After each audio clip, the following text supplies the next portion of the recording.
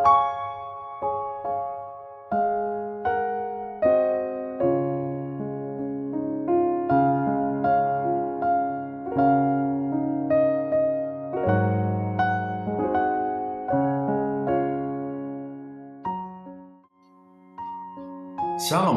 kepada seluruh umat-umat Tuhan, dimanapun Anda berada pada saat ini. Shalom kepada murid segala bangsa. Puji syukur kita panjatkan kehadiran Tuhan. Oleh karena kebaikan Tuhan, kita dapat berkumpul, bertemu kembali di dalam seri pelajaran Alkitab mingguan. Pada saat ini, kita telah memasuki pelajaran minggu yang ke-9 dengan judul Ahli Waris Perjanjian, Tawanan Harapan. Baik saudara-saudara, sebelum kita memulai pelajaran Alkitab mingguan kita pada saat ini, mari kita bersatu di dalam berdoa untuk memohon tuntunan tangan Tuhan. Dengan demikian, seluruh pelajaran firman Tuhan pada saat ini, Tuhan akan memampukan kita untuk mengerti dan memahami kehendak Tuhan dalam firman ini, dan kita dapat melakukannya, dimampukan untuk menjadi terang di dalam kehidupan kita. Mari kita bersatu di dalam doa. Ya Tuhan, Bapa kami yang bertahta di dalam kerajaan surga, terima kasih ya Tuhan, kami panjatkan kehadirat-Mu, oleh karena Tuhan memampukan kami dan memberikan kesempatan kembali kepada kami untuk berkumpul, bertemu kembali di dalam pelajaran firman Tuhan pada saat ini. Kami kembali akan melanjutkan pelajaran ini, dan kami memohon tuntunan tangan Tuhan untuk bersama dengan kami melalui penyertaan Roh Kudus, sehingga dengan demikian Roh Kudus akan memimpin seluruh pelajaran ini, dan Roh Kudus akan memberikan hikmat, pengertian, dan pencerahan, sehingga dengan demikian kami dapat mengerti kehendak firman, kehendak Tuhan di dalam firman ini. Dan kami terlebih dimampukan untuk melakukannya menjadi perbuatan, menjadi terang dalam kehidupan kami. Sehingga dengan demikian, orang banyak akan melihat terang itu, dan mereka dituntun untuk datang kepada Engkau, Yesus Kristus, yang adalah jalan dan kebenaran dan hidup, Juru Selamat kami, yang akan membawa kami pulang ke rumah Bapa di surga. Terima kasih ya Tuhan. Kami serahkan semuanya ke dalam tangan Tuhan. Memberkati hamba-Mu yang akan membawakan, dan seluruh umat-umat Tuhan yang juga mempelajari dan mengikuti dan bersama dengan hamba-Mu untuk mempelajari firman ini. Di dalam nama Yesus kami berdoa dan mengucap syukur. Amin. Baik saudara-saudara, kita akan melanjutkan dan mulai membahas pelajaran pada saat ini adalah ahli waris perjanjian, tawanan harapan. Ya, kemudian ayat intinya tertulis di dalam Zakaria 9 ayat 12. Mari kita baca, kembalilah ke kota bentengmu, hai orang tahanan yang penuh harapan. Pada hari ini juga aku memberitahukan, aku akan memberi ganti kepadamu 2 kali lipat. Zakaria 9 ayat 12. Mari kita masuk kepada materi pembahasan pelajaran kita.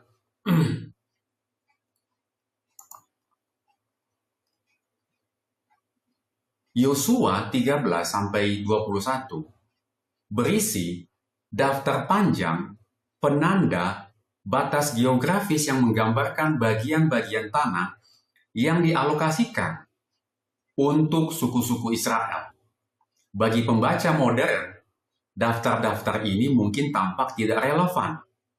Tetapi daftar-daftar ini didasarkan pada pemahaman teologis tentang tanah perjanjian yang sangat penting bagi kita saat ini. Melalui daftar-daftar yang konkret ini, Allah ingin mengajarkan kepada bangsa Israel bahwa tanah itu bukanlah sebuah mimpi. Tanah itu dijanjikan kepada mereka dengan cara yang sangat nyata dan terukur. Namun, mereka harus membuat janji itu menjadi kenyataan dengan bertindak berdasarkan janji itu.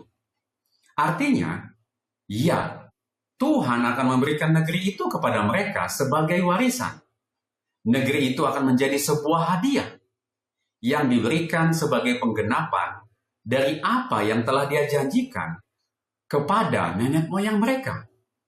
Ketahuilah, aku telah menyerahkan negeri itu kepadamu. Masukilah, dudukilah negeri yang dijanjikan Tuhan dengan sumpah kepada nenek moyangmu, yakni Abraham, Ishak, dan Yakub, untuk memberikannya kepada mereka dan kepada turunannya. Ulangan 1 ayat 8. Namun mereka juga memiliki peran dalam hal ini. Pekan ini kita akan melihat beberapa konsep teologis yang berhubungan dengan tanah perjanjian dan implikasi rohaninya bagi mereka yang mengklaim semua janji yang ada di dalam Yesus. Ini pendahuluan pelajaran kita di hari Sabtu dan kita akan memasuki pelajaran hari Minggu. Pelajaran hari Minggu judulnya adalah Eden dan Kanaan. Bacalah Kejadian 2 ayat 15 dan Kejadian 3 ayat 17-24. Apa sajakah konsekuensi dari kejatuhan sejauh menyangkut ruang hidup pasangan manusia pertama? Mari kita baca ayatnya. Tuhan Allah mengambil manusia itu dan menempatkannya dalam Taman Eden untuk mengusahakan dan memelihara taman itu. Kemudian Kejadian 3 ayat 17-24. Lalu firman-Nya kepada manusia itu, karena engkau mendengarkan perkataan istrimu dan memakan dari buah pohon yang telah kuperintahkan kepadamu, jangan makan daripadanya, maka terkutuklah tanah karena engkau. Dengan bersusah payah engkau akan mencari rezekimu dari tanah seumur hidup. Semak duri dan rumput duri yang akan dihasilkannya bagimu, dan tumbuh-tumbuhan di padang akan menjadi makananmu. Dengan berpeluh engkau akan mencari makananmu, sampai engkau kembali lagi menjadi tanah. Karena dari situlah engkau diambil, sebab engkau debu, dan engkau akan kembali menjadi debu. Manusia itu memberi nama Hawa kepada istrinya, sebab dialah yang menjadi ibu semua yang hidup. Dan Tuhan Allah membuat pakaian dari kulit binatang untuk manusia dan istrinya itu, lalu mengenakannya kepada mereka. Berfirmanlah Tuhan Allah, sesungguhnya manusia itu telah menjadi seperti salah satu dari kita, tahu tentang yang baik dan yang jahat. Maka sekarang jangan sampai ia mengulurkan tangannya dan mengambil pula dari buah pohon kehidupan itu dan memakannya, sehingga ia hidup untuk selama-lamanya. Lalu Tuhan Allah mengusir dia dari Taman Eden, supaya ia mengusahakan tanah dari mana ia diambil. Ia menghalau manusia itu, dan di sebelah timur Taman Eden ditempatkannya beberapa keruk dengan pedang yang bernyala-nyala dan menyambar-nyambar untuk menjaga jalan ke pohon kehidupan.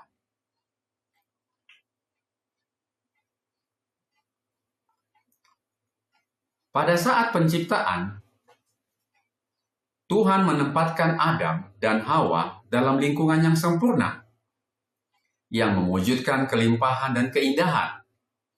Pasangan manusia pertama ini bertemu dengan pencipta mereka dalam suasana tempat tinggal yang indah, yang dapat memenuhi semua kebutuhan fisik mereka.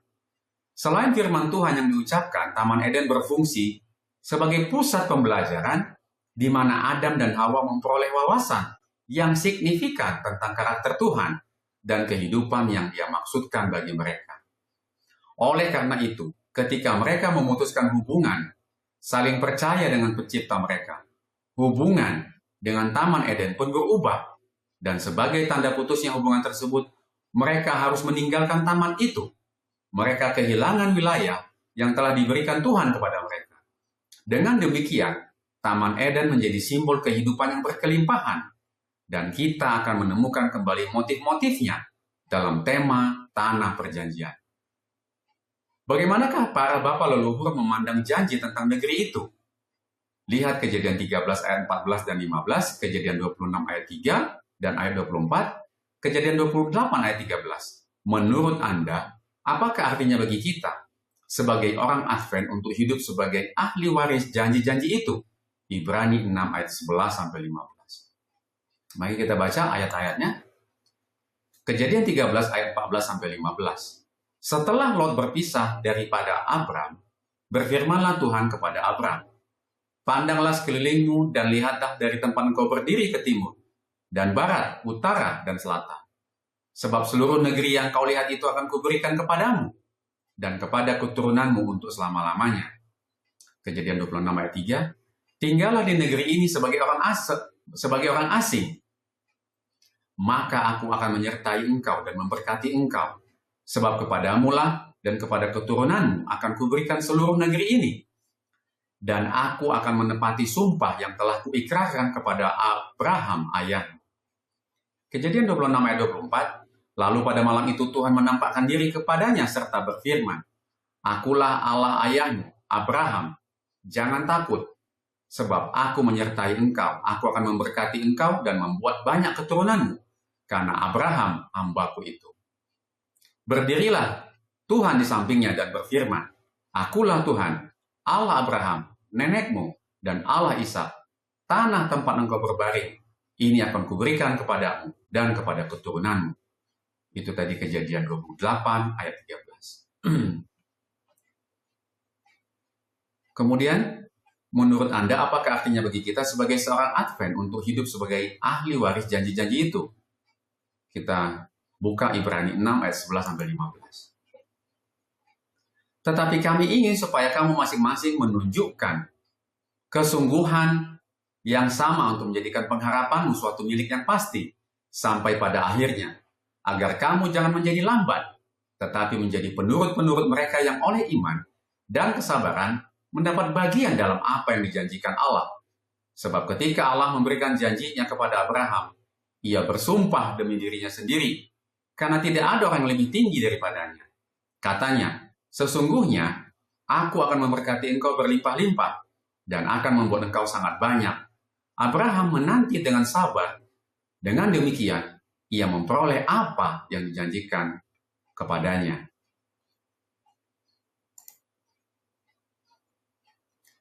Ketika Abraham memasuki tanah yang ditunjukkan Allah kepadanya dengan iman, tanah itu menjadi tanah perjanjian baginya dan keturunannya. Tanah itu tetap menjadi tanah perjanjian selama 400 tahun. Para bapa leluhur tidak benar-benar memiliki tanah itu. Tanah itu bukan milik mereka, sehingga mereka dapat memberikannya kepada anak-anak mereka sebagai warisan. Sebaliknya, tanah itu adalah milik Allah, sebagaimana Taman Eden adalah miliknya. Karena Adam dan Hawa tidak melakukan apapun yang membuat mereka berhak atas Taman Eden, maka Israel juga tidak melakukan apapun untuk mendapatkan tanah itu. Tanah perjanjian adalah pemberian Allah berdasarkan inisiatifnya. Israel tidak memiliki hak yang melekat atau klaim untuk memiliki tanah tersebut. Hanya karena kasih karunia Allah lah mereka dapat memilikinya. Para bapa leluhur adalah pewaris janji-janji itu, hingga janji-janji itu digenapi. Kita sebagai pengikut Kristus telah mewarisi janji-janji yang lebih baik lagi. Ibrani 8 ayat 6 yang akan digenapi jika kita menjadi peniru-peniru mereka yang oleh iman dan ketekunannya telah menerima janji-janji itu. Ibrani 6 ayat 12. Kita telah menyelesaikan pelajaran hari Minggu dan kita memasuki pelajaran hari Senin. Pelajaran hari Senin judulnya adalah Tanah sebagai Hadiah. Bacalah Keluaran 3 ayat 8, Imamat 20 ayat 22, Imamat 25 ayat 23, Bilangan 13 ayat 27, Ulangan 4 ayat 1 dan ayat 25 dan ayat 26, Ulangan 6 ayat 3, dan Mazmur 24 ayat 1. Apakah hubungan khusus antara Allah, Israel, dan tanah perjanjian? Mari kita baca Keluaran 3 ayat 8. Sebab itu aku telah turun untuk melepaskan mereka dari tangan orang Mesir dan menuntun mereka keluar dari negeri itu ke suatu negeri yang baik dan luas, suatu negeri yang berlimpah-limpah susu dan madunya, ke tempat orang Kanaan, orang Het, orang Amori, orang Feris, orang Hewi, dan orang Yebus. Imamat 20 ayat 22. Demikianlah kamu harus berpegang pada segala ketetapanku dan segala peraturanku, serta melakukan semuanya itu, supaya jangan kamu dimuntahkan oleh negeri kemana aku membawa kamu untuk diam di sana. Imamat 25 ayat 23. Tanah jangan dijual mutlak, karena akulah pemilik tanah itu, sedang kamu adalah orang asing dan pendatang bagiku. Bilangan 13 ayat 27. Mereka menceritakan kepadanya, kami sudah masuk ke negeri kemana kau suruh kami, dan memang negeri itu berlimpah-limpah susu dan madunya, dan inilah hasilnya. Ulangan 4 ayat 1. Maka sekarang, hai orang Israel, dengarlah ketetapan dan peraturan yang kuajarkan kepadamu, untuk dilakukan, supaya kami hidup dan memasuki serta menduduki negeri yang diberikan kepadamu oleh Tuhan, Allah nenek moyang. Ulangan 4 ayat 25 sampai 26. Apabila kamu beranak cucu dan kamu telah tua di negeri itu, lalu kamu berlaku busuk dengan membuat patung yang menyerupai apapun juga, dan melakukan apa yang jahat di mata Tuhan Allahmu, sehingga kamu menimbulkan sakit hatinya, maka aku memanggil langit dan bumi menjadi saksi terhadap kamu pada hari ini, bahwa pastilah kamu habis binasa dengan segera dari negeri kemana kamu menyeberangi sungai Yordan untuk mendudukinya. Tidak akan lanjut umurmu di sana, tetapi pastilah kamu punah. Ulangan 6 ayat 3. Maka dengarlah hai orang Israel, lakukanlah itu dengan setia, supaya baik keadaanmu, dan supaya kamu menjadi sangat banyak, seperti yang dijanjikan Tuhan Allah nenek moyangmu kepadamu di suatu negeri yang berlimpah-limpah susu dan madunya. Kemudian yang terakhir, Mazmur 24 ayat 1, Mazmur Daud, Tuhanlah yang empunya bumi serta segala isinya, dan dunia serta yang diam di dalamnya.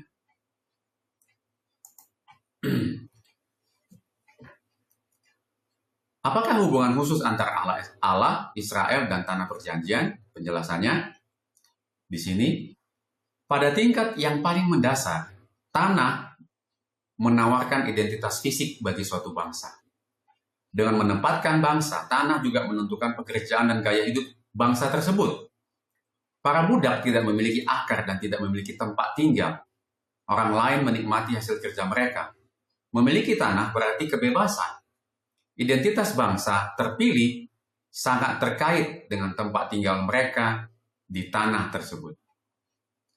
Ada hubungan yang istimewa antara Allah, Israel, dan tanah itu. Israel menerima tanah itu dari Allah sebagai hadiah, bukan sebagai hak yang tidak dapat dicabut. Umat pilihan dapat memiliki tanah itu selama mereka berada dalam hubungan perjanjian dengan Yahweh dan menghormati ajaran-ajaran perjanjian. Dengan kata lain, mereka tidak dapat memiliki tanah dan berkat-berkatnya tanpa restu dari Tuhan. Pada saat yang sama, memang benar bahwa tanah itu menyediakan lensa yang melaluinya bangsa Israel dapat memahami Allah dengan lebih baik. Tinggal di tanah itu akan selalu mengingatkan mereka akan Allah yang setia, menepati janji, dan dapat dipercaya.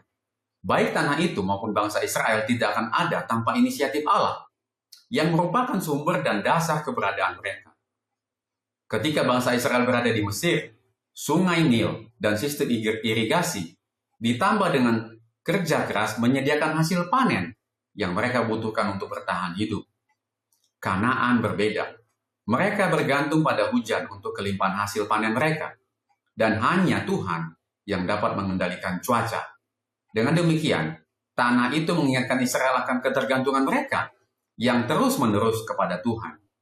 Sekalipun Israel menerima tanah itu sebagai hadiah dari Yahweh, dalam arti yang sebenarnya, Allah sendiri tetaplah pemiliknya, sebagai pemilik sejati seluruh bumi. Mazmur 24 ayat 1. Yahweh memiliki hak untuk memberikan tanah itu kepada Israel atau mengambilnya. Jika Tuhan adalah pemilik tanah, maka bangsa Israel dan lebih jauh lagi, semua manusia adalah orang asing dan pendatang. Atau dalam istilah modern, kita semua adalah tamu jangka panjang Tuhan di tanah atau di buminya. Kemudian di sini ada pertanyaan di pelajaran hari Senin, berdasarkan 1 Petrus 2 ayat 11 dan Ibrani 11 ayat 9-13. Apakah artinya bagi Anda secara pribadi untuk hidup sebagai orang asing dan pendatang yang menantikan kota yang perancang dan pembangunnya adalah Allah sendiri. Apakah artinya bagi kita secara pribadi untuk hidup sebagai orang asing dan pendatang, dan kita sedang menantikan kota yang Tuhan sudah sediakan bagi kita? Apa artinya? Mari kita coba uraikan ini. Sama-sama kita lihat uraiannya. Saya untuk menjawab pertanyaan ini yang saya dapatkan. Ya, kita yang pertama, ya, untuk hidup sebagai orang asing dan pendatang atau perantau, dan kita merindukan tempat atau kota yang Tuhan sediakan bagi kita, yaitu mari kita yang pertama fokus pada kewarganegaraan surgawi. Ya, Ibrani 11 ayat 9 sampai 10 menggambarkan tokoh-tokoh iman seperti Abraham yang tinggal di tenda-tenda seolah-olah di negeri asing karena mereka menantikan kota yang kekal, yaitu kota yang direncanakan dan dibangun oleh Allah. Bagi orang percaya, ini berarti kewarganegaraan sejati. Kita bukanlah di bumi ini. Hidup di dunia adalah perjalanan sementara. Dan tujuan akhir kita adalah kota Allah atau surga. Nah, kalau kita lihat di dalam Ibrani 9 ayat 10, ya, kita diumpamakan dengan, ya, kalau saudara pernah camping di suatu tempat, ya, tentu menggunakan tenda, bukan? Dan belum pernah ada orang kalau camping di suatu tempat lalu dia nggak pulang-pulang ke rumah, ya, dia tetap di tempat camping itu. Nah, demikian juga dengan kita. Kita ini kan diibaratkan sedang camping di dunia ini. Kita kan nggak permanen tinggal di tempat camping, kan? Karena kita sesungguhnya punya rumah atau tempat tinggal.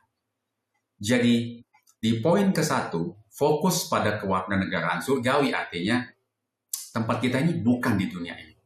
Kita hanya sementara, dan kita akan kembali ke rumah Bapa, pulang ke tujuan akhir kita, yaitu kota Allah, yaitu apa? Surga. Kemudian, yang kedua adalah panggilan untuk hidup suci dan berhati-hati. 1 Petrus 2:11 secara eksplisit menasihati kita untuk menjauhkan diri dari keinginan-keinginan daging yang berjuang melawan jiwa.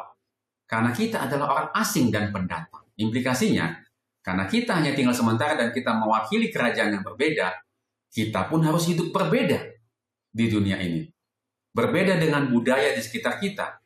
Gaya hidup kita dikatakan harus mencerminkan, menggambarkan nilai-nilai kota surgawi, menggambarkan nilai-nilai rohani kota surgawi yang kita nantikan, yaitu dengan kesucian dan ketaatan sebagai hal yang prioritas. Kemudian yang ketiga, yang terakhir adalah perspektif jangka panjang. Hidup sebagai perantau memberikan perspektif yang benar tentang harta dan kenyamanan duniawi. Karena bumi ini bukan rumah permanen kita harus menghindari menambatkan hati kita pada kekayaan, kehormatan, atau keamanan sementara. Hal ini mendorong pengorbanan dan pelayanan bagi Tuhan.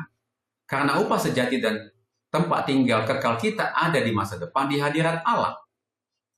Kita adalah tamu jangka panjang Allah di buminya, dan kita harus menggunakan waktu kita di sini untuk memuliakan pemilik rumah di surga. Singkatnya, menyadari bahwa saya hidup sebagai orang asing dan pendatang berarti saya harus memegang teguh nilai-nilai Allah, menjaga perilaku saya agar sesuai dengan Injil, dan selalu mengerahkan harapan saya kepada kota surgawi dan kedatangan Kristus daripada mencari kepuasan atau keamanan tertinggi di dunia ini. Nah, kita telah menyelesaikan pelajaran hari Senin. Kita masuk kepada pelajaran hari Selasa. Pelajaran hari Selasa. Pelajaran hari Selasa adalah tantangan dari negeri itu. Bacalah Yosua 13 ayat 1-7. Meskipun tanah Kanaan adalah anugerah dari Tuhan, apa sajakah tantangan yang muncul ketika kita memiliki tanah itu? Mari kita baca Yosua 13 ayat 1-7.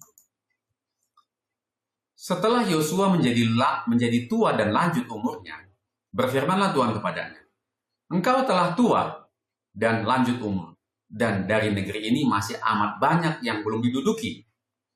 Inilah negeri yang tertinggal, segenap wilayah orang Filistin dan seluruh negeri orang Gesur. mulai dari Sungai Sikor di sebelah timur Mesir sampai ke daerah Ekron ke arah utara. Semuanya itu terhitung tanah orang Kanaan. Ada 5 raja kota orang Filistin, yakni di Gaza, di Asdod, di Askelon, di Gad, dan di Ekron, dan orang Awi. Di sebelah selatan, seluruh negeri orang Kanaan dan Meara, kepunyaan orang Sidon sampai Afek, sampai ke daerah orang Amori, selanjutnya negeri orang Gebal dan seluruh gunung Libanon, di sebelah matahari terbit, mulai dari Baal Gad, di kaki gunung Hermon, sampai ke jalan yang menuju ke Hamat. Semua orang yang diam di pegunungan, mulai dari gunung Libanon, sampai kepada Misrefot Maim, semua orang Sidon. Aku sendiri akan menghalau mereka dari depan orang Israel. Hanya undikanlah dahulu negeri itu di antara orang Israel menjadi milik pusaka mereka, seperti yang kuperintahkan kepadamu. Oleh sebab itu, bagikanlah negeri ini kepada suku yang ke-9 itu, dan kepada suku Manasye yang setengah itu menjadi milik pusaka mereka. Ya, ini Yosua 13 ayat 1-7. Kita kembali kepada pembahasan.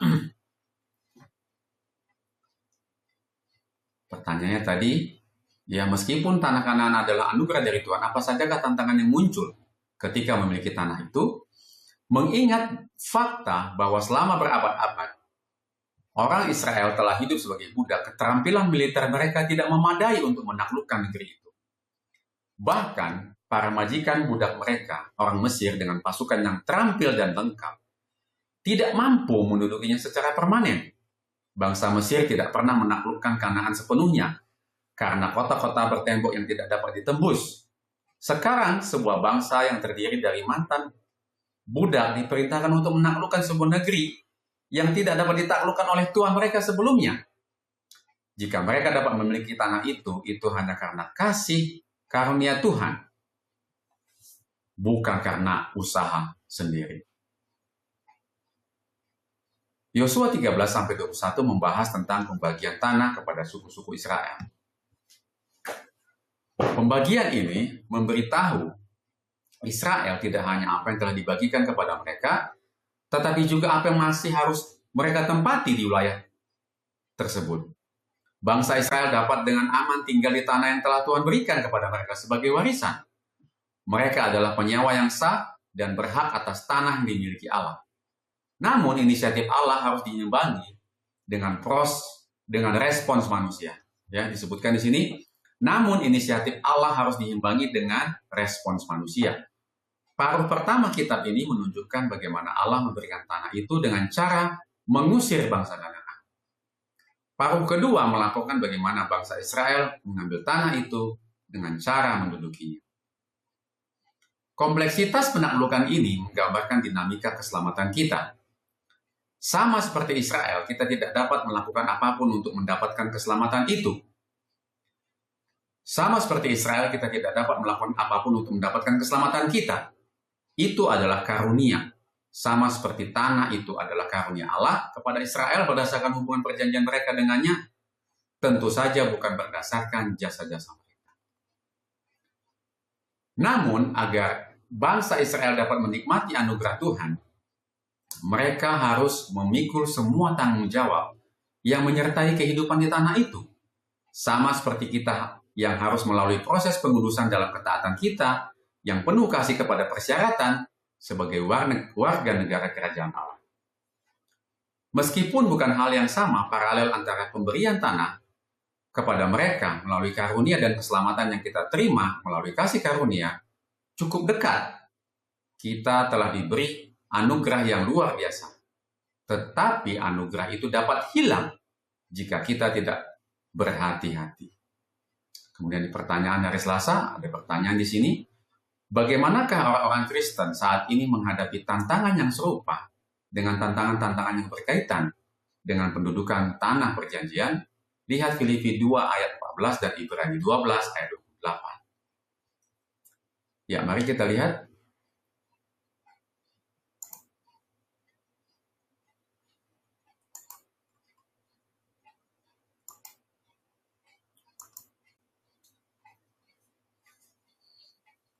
Tantangan bangsa Israel, sisa-sisa penduduk asli. Wilayah yang belum diduduki musuh. sisa-sisa penduduk asli ya, tantangan bangsa Israel di sini, Yosua 13 ayat 1, ini adalah wilayah yang belum diduduki, musuh yang masih ada di tengah-tengah. Kemudian paralelnya dengan tantangan kekristenan pada saat ini adalah kita masih memiliki sisa-sisa dosa dan keinginan daging, aspek-aspek kehidupan yang belum diserahkan sepenuhnya kepada Kristus. 1 Petrus 2 ayat 11, saudara-saudaraku yang kekasih, aku menasihati kamu supaya engkau sebagai pendatang dan perantau, kamu menjauhkan diri dari keinginan-keinginan daging yang berjuang melawan jiwa. Jadi di sini, ya, paralelnya adalah satu yang saya ambil adalah bahwa pada waktu bangsa Israel sampai di tanah Kanaan ada beberapa wilayah yang belum diduduki musuh. Maksudnya ada beberapa wilayah yang masih diduduki oleh musuh. Musuh itu masih ada di tengah-tengah wilayah itu. Ini membawa paralel mengajak kita merenungkan mungkin masih ada sisa-sisa dosa atau keinginan daging, atau masih ada sesuatu yang saudara dan saya belum lepaskan untuk mengikut Tuhan. Aspek-aspek kehidupan yang belum diserahkan sepenuhnya kepada Kristus. Karena kita masih menyayangi hal itu. Dan pada saat ini kita diajak sebagaimana bangsa Israel menaklukkan tanah Kanaan bahwa masih ada wilayah yang diduduki musuh. Ini menjadi refleksi bagi kita bahwa mungkin di wilayah hati saudara dan saya ada wilayah yang belum diduduki oleh Tuhan. Masih diduduki oleh dosa. Masih diduduki oleh kepentingan pribadi, kepentingan diri. Masih diduduki oleh kesenangan yang kita sangat sayangi. Pada saat ini kita dipanggil untuk apa? Seperti 1 Petrus 2 ayat 11 katakan,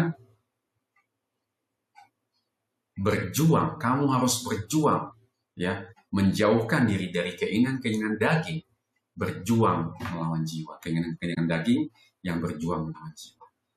Inilah panggilan bagi kita untuk pertanyaan ini yang bisa saya bagikan hubungan atau paralel yang kita miliki, bagaimana masih ada sisa-sisa yang harus diduduki oleh bangsa Israel pada saat itu juga yang ada di dalam hati kita.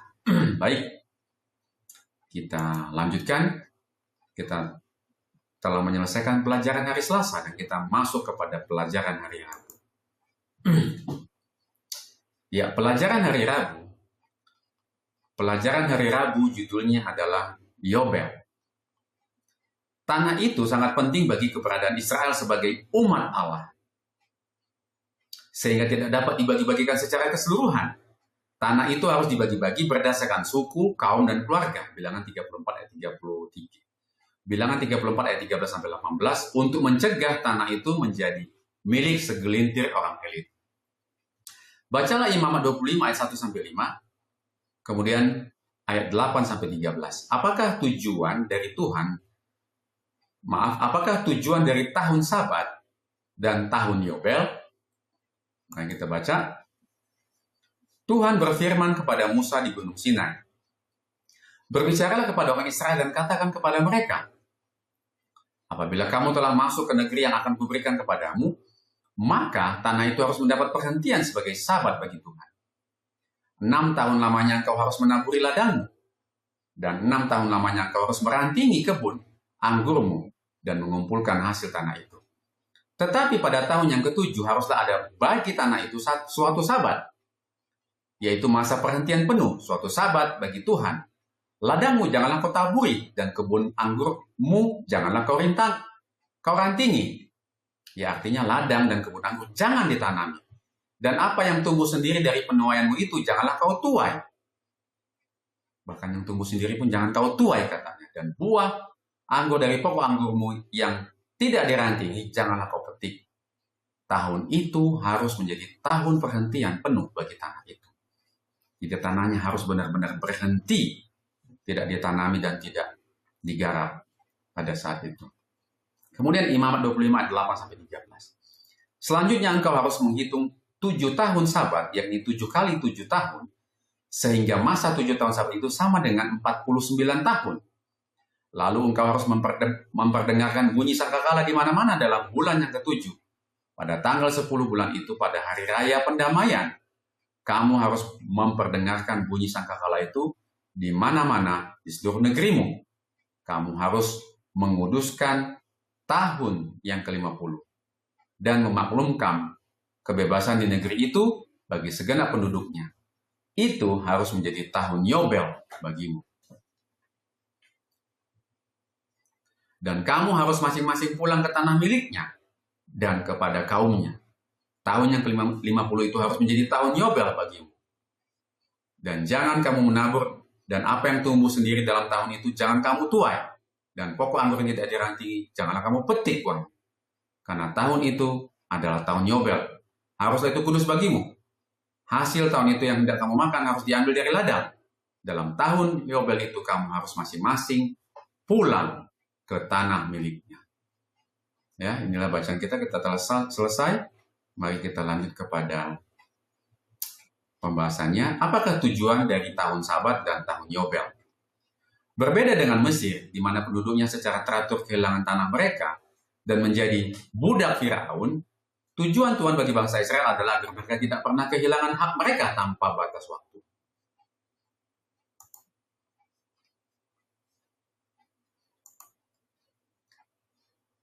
Tidak seorang pun di luar kaum dan keluarga yang pada awalnya diberikan tanah itu dapat memiliki tanah tersebut.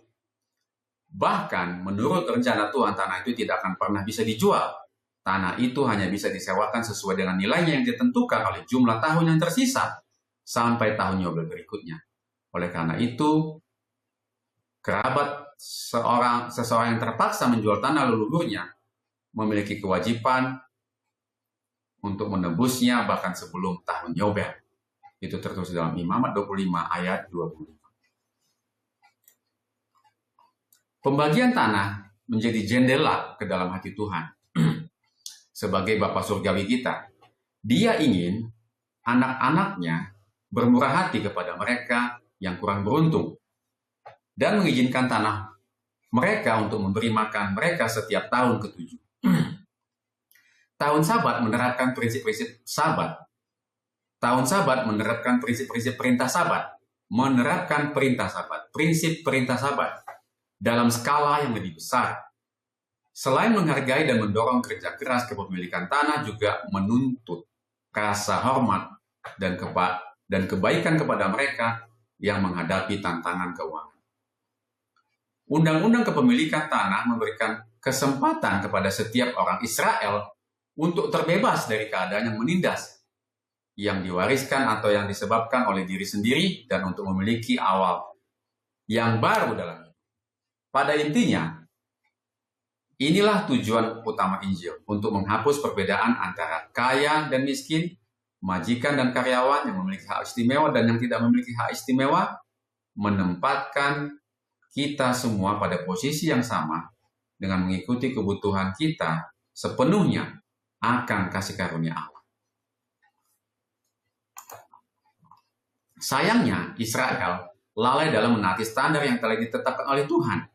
Dan setelah berabad-abad peringatan tentang perampasan tanah itu digenapi, 2 Tawarik 36 ayat 20 dan 21.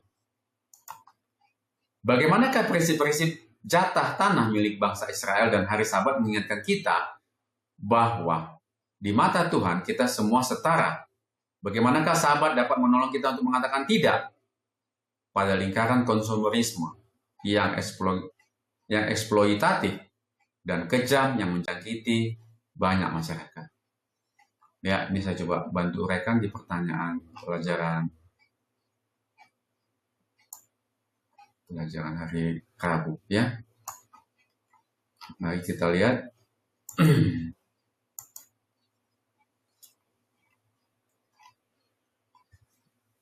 Ya, tadi pertanyaannya adalah bagaimanakah prinsip-prinsip jatah tanah milik Israel dan hari Sabat dapat mengingatkan kita bahwa di mata Tuhan kita adalah semua setara dan menolong kita untuk tidak bersikap konsumerisme, bersifat suka berbelanja ya untuk hal-hal yang tidak terlalu perlu.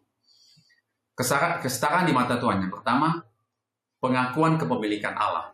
Ya, Imamat 25 ayat 23 menegaskan bahwa tanah itu adalah milik Allah dan Israel hanyalah orang asing dan pendatang di matanya. Implikasi jika tidak ada orang Israel yang benar-benar memiliki tanah secara mutlak, tidak ada dasar bagi kebanggaan atau dominasi yang permanen. Semua orang kaya miskin adalah penyewa yang setara di bawah pemilik tunggal Allah. Kemudian pembalikan takdir atau Yobel. Yobel memastikan bahwa kegagalan keuangan tidak pernah permanen. Hukum ini menolak gagasan kemiskinan turun-temurun. Implikasi ini menunjukkan bahwa nilai seseorang tidak ditentukan oleh kekayaan atau kepemilikan mereka. Allah menetapkan hukum yang menghapus perbedaan antara yang memiliki hak istimewa dan yang tidak memilikinya setiap 50 tahun. Menempatkan semua orang pada pijakan yang sama karena mereka sepenuhnya membutuhkan kasih karunia Allah untuk pemulihan dan pembebasan seperti tujuan Injil.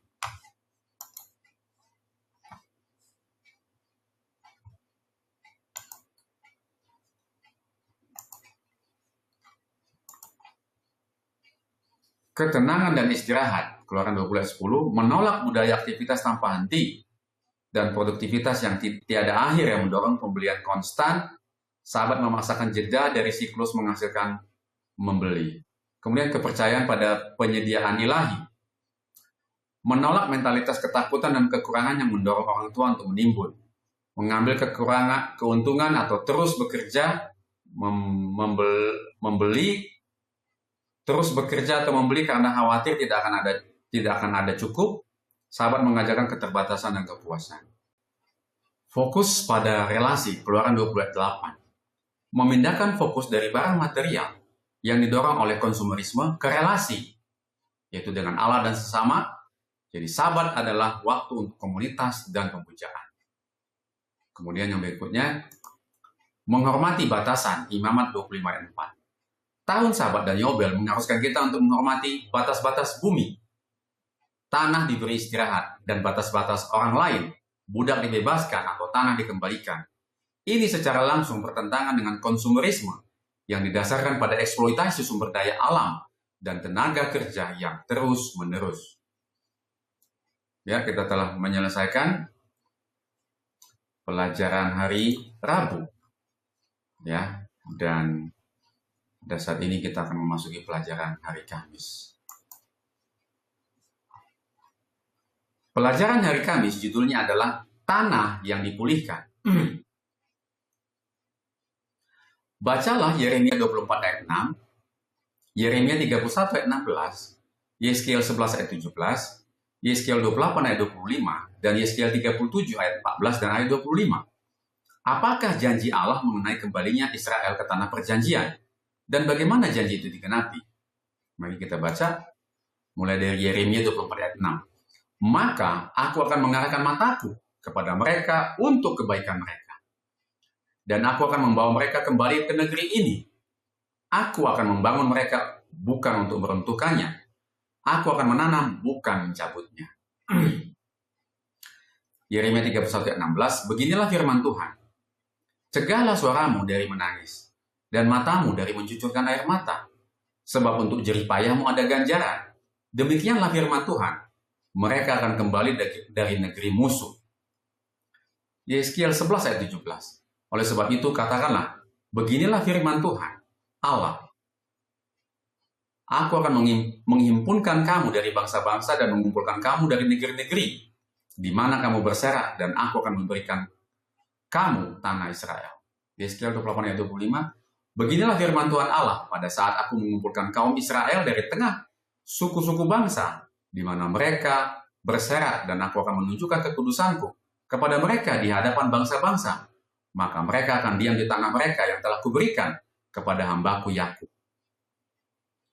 Yeskiel 37 ayat 14, aku akan memberikan rohku ke dalammu, sehingga kamu hidup kembali, dan aku akan membiarkan kamu tinggal di tanahmu. Dan kamu akan mengetahui bahwa aku, Tuhan, yang mengatakannya dan membuatnya demikian.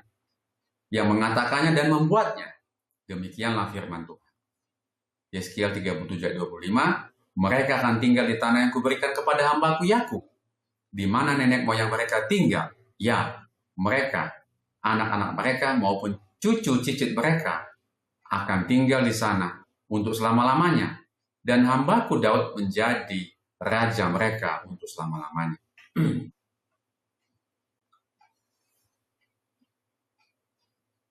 Apakah janji Allah mengenai kembalinya Israel ke tanah perjanjian dan bagaimana janji itu digenapi? Selama masa pembuangan di Babel, bangsa Israel tidak hanya mengalami kenyataan yang menyedihkan karena tidak memiliki tanah, tetapi juga janji bahwa hubungan mereka dengan Tuhan, meskipun dinyatakan secara konkret melalui janji akan tanah, namun tidak tergantung pada dan terbatas pada kepemilikan tanah. Ketika bangsa Israel mengakui dosa-dosa mereka, bertobat dan mencari Tuhan dengan segenap hati mereka, Tuhan menggenapi janjinya lagi dan membawa mereka kembali ke negeri mereka sebagai tanda pemulihan. Artinya, dia masih menjadi Allah mereka, bahkan ketika mereka tidak berada di negeri itu. Namun, sebagaimana janji bahwa Israel akan memiliki negeri itu untuk selamanya adalah bersyarat. Itu tertulis di dalam Ulangan 28 ayat 63, ayat 64, Yosua 23:13 dan ayat 15, 1 Raja-Raja 9 ayat 7, 2 Raja-Raja 17 ayat 23, dan Yeremia 12 ayat 10-12. Dikatakan bahwa Israel akan memiliki negeri itu, tetapi memiliki negeri itu untuk selamanya, tetapi itu adalah bersyarat. Demikian pula janji untuk menetap kembali dan membuat Israel makmur di negeri itu setelah pembuangan. Pada saat yang sama, para nabi dalam perjanjian lama menunjuk pada pemulihan yang akan dibawa oleh Raja Daud di masa depan. Yesaya 9 ayat 6 dan 7 dan Zakaria 9 ayat 9 dan ayat 16. Janji ini digenapi dalam kehidupan, kematian, dan kebangkitan Yesus Kristus, yang di dalam dirinya semua janji kepada Israel purba akan digenapi. Dalam perjanjian baru, tanah perjanjian tidak disebutkan secara langsung, tetapi kita diberitahu bahwa janji-janji Allah telah digenapi di dalam dan melalui Yesus Kristus. Dengan demikian, dalam terang Kristus, tanah itu ditafsirkan kembali dan menjadi simbol berkat rohani yang direncanakan Allah untuk diberikan kepada umatnya yang setia di dunia ini dan di akhirat kelak. Penggenapan akhir dari janji ilahi tentang peristirahatan, kelimpahan dan kesejahteraan di negeri itu akan terjadi di bumi yang baru, bebas dari dosa dan konsekuensinya. Dalam hal ini, sebagai orang Kristen, pengharapan kita tidak didasarkan pada janji Kristus bahwa Dia akan datang kembali dan setelah periode 1000 tahun di surga, mendirikan kerajaannya yang kekal di bumi yang telah dijadikan baru. Ini akan menjadi penggenapan penuh dari semua janji tentang negeri itu. Bacalah Yohanes 14 ayat 1-3, Titus 2 ayat 13, dan Wahyu 21 ayat 1-3. Pengharapan penuh apakah yang kita temukan dalam ayat-ayat ini, dan mengapa kematian Yesus menjamin penggenapan pengharapan ini? Kita baca Yohanes 14 ayat 1-3. Janganlah gelisah hatimu, percayalah kepada Allah, percayalah juga kepadaku. Di rumah Bapakku banyak tempat tinggal. Jika tidak demikian, tentu aku akan mengatakannya kepadamu. Sebab aku pergi ke situ untuk menyediakan tempat bagimu. Dan apabila aku telah pergi ke situ dan menyediakan tempat bagimu, aku akan datang kembali dan membawa kamu ke tempatku, supaya di tempat di mana aku berada, kamu pun berada. Titus 2:13, dengan menantikan penggenapan pengharapan kita yang penuh bahagia dan penyataan kemuliaan Allah yang maha besar dan juru selamat kita, Yesus Kristus. Wahyu 21 ayat 1-3, lalu aku melihat langit yang baru dan bumi yang baru. Sebab langit yang pertama dan bumi yang pertama telah berlalu, dan laut pun tidak ada lagi. Dan aku melihat kota yang kudus, Yerusalem yang baru, turun dari surga, dari Allah, yang berhias bagaikan pengantin perempuan, yang berdandan untuk suaminya. Lalu aku mendengar suara yang nyaring dari tahta itu berkata, lihatlah, kemah Allah ada di tengah-tengah manusia, dan Ia akan diam bersama-sama dengan mereka. Mereka akan menjadi umatnya, dan Ia akan menjadi Allah mereka.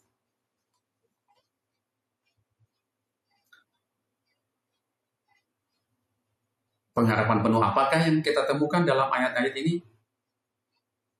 Ini pertanyaannya, dan mengapa kematian Yesus menjamin penggenapan pengharapan ini? Mari kita lihat.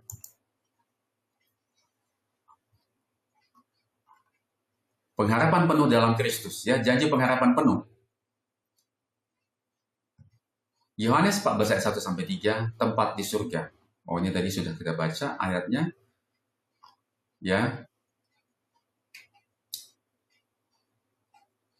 di dalam Yohanes 14 ayat 1 sampai 3 kita dapat lihat bahwa Yesus memberikan janji terbesar bahwa Dia akan pergi untuk mempersiapkan tempat bagi pengikutnya, bagi yang setia kepadanya, dan akan datang kembali katanya untuk menjemput mereka.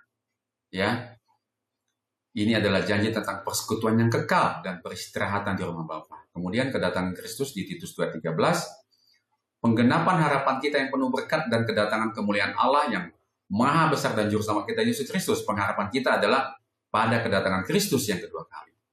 Kemudian Wahyu 1 ayat 1 sampai 3, Yerusalem baru. Ini adalah gambaran tentang penggenapan akhir dari semua janji. Langit yang baru dan bumi yang baru.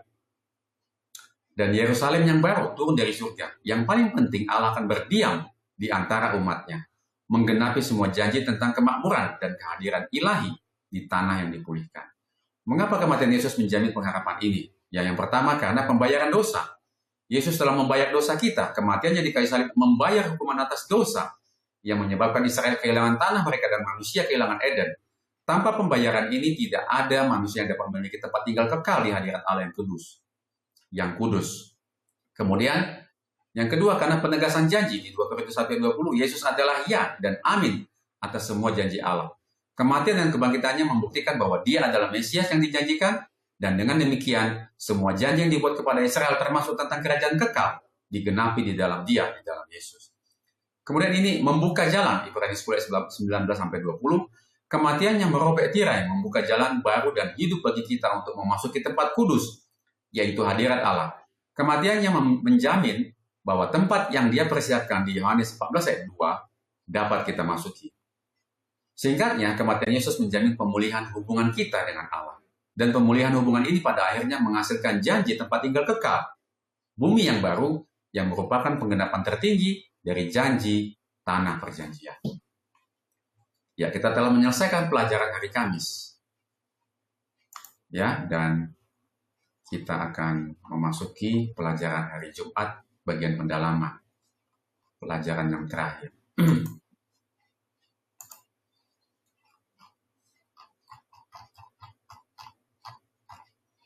Ya, pelajaran hari Jumat, pendalaman. Bacalah tulisan Ellen G. White, Pertentangan Berakhir. Ya, bacalah tulisan Ellen G. White dengan judul Pertentangan Berakhir dalam Kemenangan Akhir, halaman 672-678. Ini ada kutipan dari Ellen G. White, dari buku Roh Nubuat. Kita akan diselamatkan untuk selama-lamanya apabila kita masuk melalui pintu-pintu gerbang ke dalam kota itu. Maka kita boleh bersukacita karena kita telah diselamatkan. Diselamatkan untuk selama-lamanya. Tetapi sampai saat itu tiba, kita harus memperhatikan nasihat Rasul. Dan sebab itu, baiklah kita waspada, supaya jangan ada seorang di antara kamu yang dianggap ketinggalan. Sekalipun janji akan masuk ke dalam perhentian yang masih berlaku, Ibrani 4 ayat 1. Memiliki pengetahuan tentang Kanaan, menyanyikan lagu-lagu Kanaan, bersukacita atas prospek masuk ke Kanaan, tidak membawa orang Israel ke dalam kebun-kebun anggur dan kebun-kebun zaitun di tanah perjanjian. Mereka dapat menjadikannya milik mereka dalam kebenaran hanya melalui pendudukan. Dengan mematuhi syarat-syaratnya, dengan menghayati iman yang hidup kepada Allah, dengan menerapkan janji-janjinya kepada diri mereka sendiri. Ellen G. White, The Youth Instructor, tanggal 17 Februari tahun 1898. Di dalam Alkitab, warisan orang-orang yang diselamatkan disebut suatu negeri, Ibrani 11 ayat 14-16. Di sana, gembala surgawi menuntun kawanan dombanya ke mata air kehidupan. Pohon kehidupan menghasilkan buahnya setiap bulan, dan daun-daun pohon itu digunakan untuk kesembuhan bangsa-bangsa. Di sana terdapat aliran-aliran air yang selalu mengalir, jernih bagaikan kristal. Dan di sisinya pohon-pohon yang melambai-lambai memberikan bayangannya di atas jalan yang telah dipersiapkan bagi umat tebusan Tuhan. Di sana dataran yang terbentang luas menaik menjadi bukit-bukit yang indah, dan gunung-gunung Tuhan menjulang tinggi. Di dataran yang damai itu, di samping sungai-sungai yang mengalir itu, umat Allah, para peziarah dan pengembara yang telah mengembara akan menemukan rumah. Ellen G. White, Kemenangan Akhir, halaman 675. Ya, puji Tuhan, kita telah menyelesaikan bagian pendalaman pelajaran terakhir di hari Jumat, dan saat ini kita akan memasuki bagian pertanyaan-pertanyaan. di hari Jumat. Pertanyaan-pertanyaan untuk diskusi, ada 4 pertanyaan. Mari kita bahas satu-satu.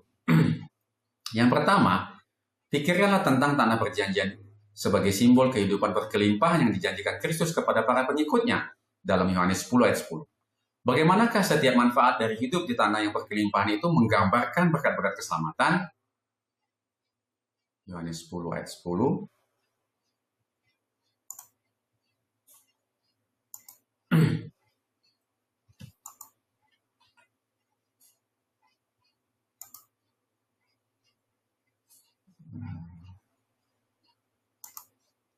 Ya, ini dia Yohanes 10 ayat 10 ya. Pencuri datang hanya untuk mencuri dan membunuh dan membinasakan. Aku datang supaya mereka mempunyai hidup dan mempunyai dalam segala kelimpahan. Ya, kemudian mari kita lihat uraian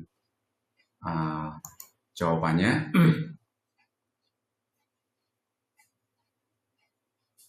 Di sini tanah perjanjian Kanaan yang digambarkan sebagai tanah yang berlimpah susu dan madu dan menjanjikan peristirahatan melambangkan kehidupan berkelimpahan yang dijanjikan Kristus dalam Yohanes 10 ayat 10. Berkat-berkat yang digambarkan melalui tanah itu adalah yang pertama, peristirahatan sejati.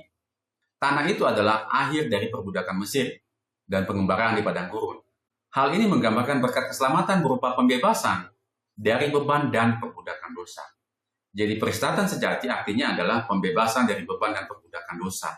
Jadi seluruh perjalanan bangsa Israel di tanah Kanaan, mulai dari Mesir sampai tanah Kanaan, di padang gurun, ya, itu adalah melambangkan bagaimana kita mendapatkan berkat hidup kekal setelah kita dibebaskan dari beban dosa dan perbudakan dosa.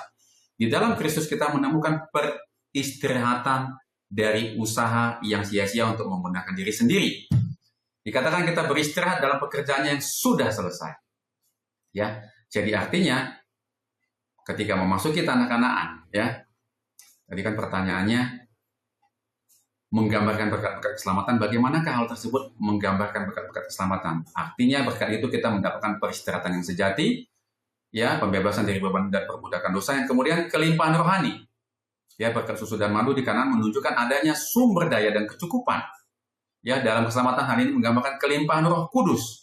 Damai sejahtera yang melampaui akal, sukacita yang tidak dapat diambil oleh dunia, dan segala berkat rohani dalam Kristus. Hidup kita dipenuhi dengan kekayaan rohani, bukan kekurangan. Kemudian keamanan dan warisan. Pembagian tanah di Kanaan menjamin setiap keluarga memiliki warisan dan keamanan. Hal ini menggambarkan berkat kepastian keselamatan bagi orang percaya.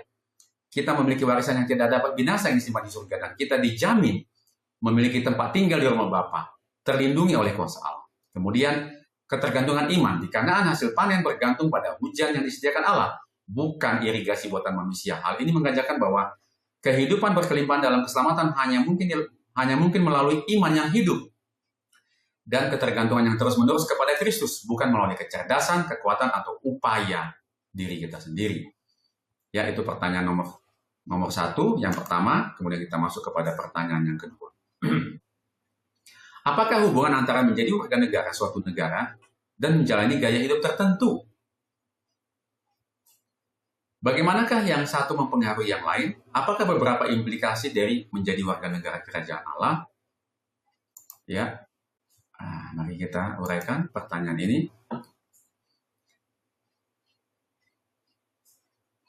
Hubungan antara menjadi warga negara suatu negara dan menjalani gaya hidup tertentu adalah suatu hal yang mendasar dan mendefinisikan. Ya, kewarganegaraan memberikan identitas, hak, dan kewajiban yang semuanya membentuk gaya hidup seseorang. Yang pertama, pengaruh timbal balik. Status kewarganegaraan menentukan hukum dan norma sosial yang harus dipatuhi seseorang. Misalnya, warga negara wajib membayar pajak dan menaati undang-undang. Ketaatan terhadap hukum-hukum ini mempengaruhi pilihan sehari-hari, dari cara seseorang berbisnis hingga cara berinteraksi di ruang publik. Jadi ada pengaruh timbal balik, ya. Jadi kalau kita mengatakan bahwa kita adalah warga negara kerajaan surga, maka akan kelihatan di dalam kehidupan sehari-hari. Kemudian warga negara kerajaan Allah, implikasi menjadi warga negara kerajaan Allah seperti yang disebutkan dalam Filipi 3:20, kewarganegaraan kita adalah di dalam surga jauh lebih mendalam. Bahwa kita kan memiliki loyalitas utama, loyalitas tertinggi kita adalah kepada Raja di surga, yang menuntut gaya hidup yang berbeda dan suci. yang kudus dibandingkan dengan norma-norma dunia. Kemudian merepresentasikan duta sebagai kerajaan surga. Kita bertindak sebagai duta Kristus. Gaya hidup kita ini menjadi cerminan nyata dari nilai-nilai kerajaan, yaitu kasih, keadilan, kebenaran, dan damai sejahtera di tengah-tengah masyarakat dunia. Kemudian perspektif kekal. Sebagai warga negara surga, kita melepaskan diri dari keinginan kita untuk menghambatkan hati pada kekayaan, kehormatan, atau keamanan sementara di bumi. Karena kita menantikan kota yang kekal. Ya, itu dia. Kemudian pertanyaan nomor 3. Ya. Pertanyaan nomor 3. Sebagai manusia, kita selalu dikecewakan oleh janji-janji orang lain dan terkadang oleh janji-janji yang kita buat untuk diri kita sendiri. Mengapa Anda dapat mempercayai janji-janji Allah? Ya, manusia sering berjanji tapi tidak ditepatinya. Tetapi mengapa kita harus mempercayai janji Allah? Yang pertama, ketidakmungkinan untuk berbohong. Alkitab menyatakan bahwa Allah tidak dapat berbohong. Tidak akan pernah berbohong. Titus 1 ayat 2. Janji-janjinya berakar pada karakternya yang kudus dan tidak berubah. Jika Allah berjanji, maka itu pasti akan ditepati. Kemudian kekuasaan mutlak. Tidak seperti manusia, Allah adalah maha kuasa. Tidak ada kesulitan, tantangan, atau kekuatan di alam semesta yang dapat menghalanginya untuk menepati janjinya, menepati firman-Nya, menggenapi firman-Nya. Jaminan dalam Kristus. Kematian dan kebangkitan Yesus Kristus adalah jaminan tertinggi. Sebagaimana dikatakan Rasul Paulus, semua janji adalah ya di dalam Kristus. 2 Korintus 1 ayat 20. Melalui korban Kristus, masalah terbesar dosa dan maut telah diatasi sehingga menjamin bahwa segala sesuatu yang lebih kecil seperti janji pemulihan dan tempat tinggal yang kekal akan Dia genapi. Ya, kita telah menyelesaikan pertanyaan yang ketiga. Sekarang pertanyaan yang terakhir, ya. Bagaimanakah kita dapat menjadikan janji tentang bumi yang baru sebagai bagian dari masa depan kita secara nyata dan konkret bahkan sejak saat ini? Mari kita lihat bagaimana kita dapat menjadikannya itu sebagai hal yang konkret, ya. Yang pertama, pendudukan rohani. Seperti yang diajarkan oleh Ellen G. White, tidak cukup hanya tahu atau menyampaikan tentang Kanaan, kita harus mendudukinya. Melalui ketaatan dan menerapkan janji-janji Allah kepada diri kita sendiri, kita menghidupi bumi baru sekarang dengan membiarkan Roh Kudus memerintah di hati kita dan menaklukkan sisa-sisa dosa yang harus kita tangani, yaitu kita akan menjalani pengudusan. Mempraktekkan Sabat. Dengan sungguh-sungguh memelihara hari Sabat mingguan, kita secara konkret dan nyata mengecap peristirahatan dari tekanan dan kekhawatiran dunia. Sabat adalah pengingat mingguan bahwa kita ada di dalam keberadaan kita di dalam Allah. Bukan dalam upaya, bukan dalam apa yang kita hasilkan atau konsumsi. Meniru pola peristirahatan dan pemulihan yang akan kita nikmati di bumi yang baru. Mencerminkan nilai kerajaan. Bumi yang baru adalah tempat keadilan dan kasih memerintah.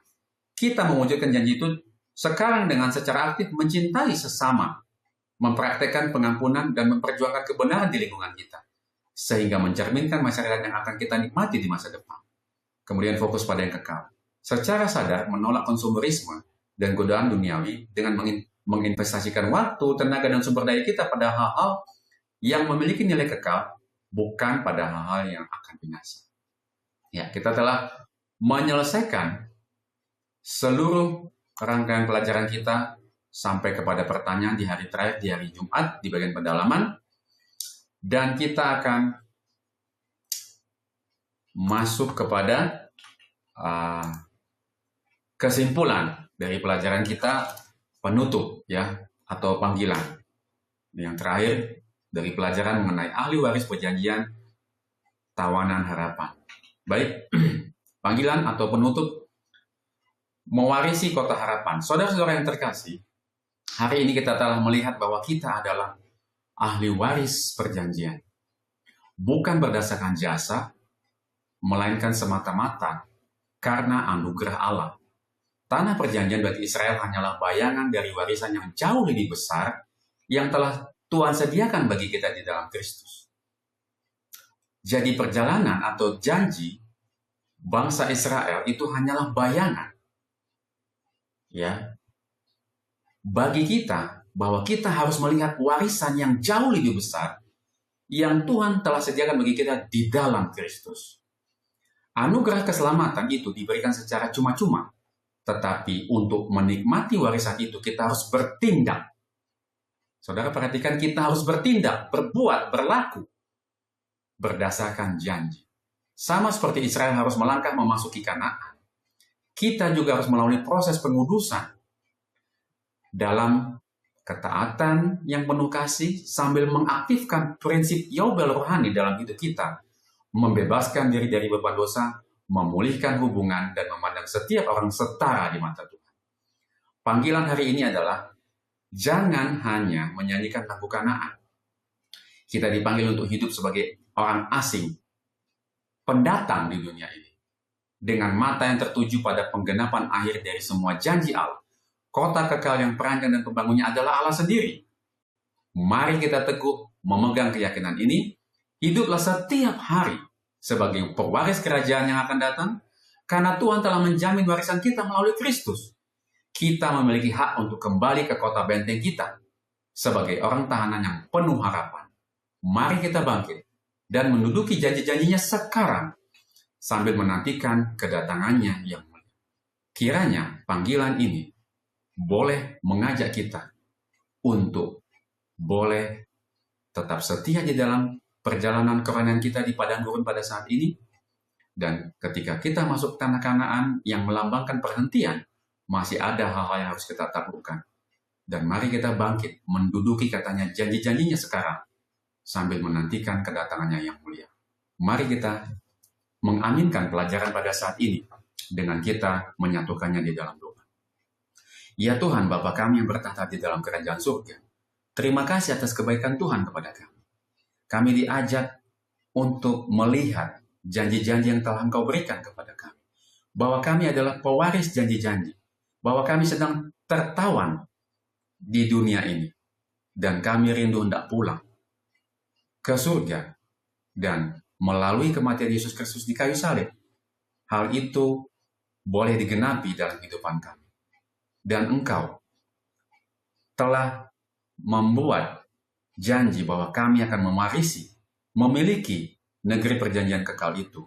Sebagaimana bangsa Israel masuk ke tanah Kanaan secara literal atau fisik di dunia ini, maka kami pun akan masuk ke tanah Kanaan surgawi yang Kau telah siapkan bagi kami. Tetapi itu memiliki syarat. Bantu kami untuk memenuhi syarat itu, bahwa kedua belah pihak, bahwa sekalipun itu merupakan kasih karunia daripada Tuhan, tapi itu memanggil kami untuk kami boleh menyambutnya dengan penurutan yang penuh kasih kepada kehendak dan firman Tuhan. Terima kasih ya Tuhan, di dalam nama Yesus kami berdoa dan mengucap syukur. Amin.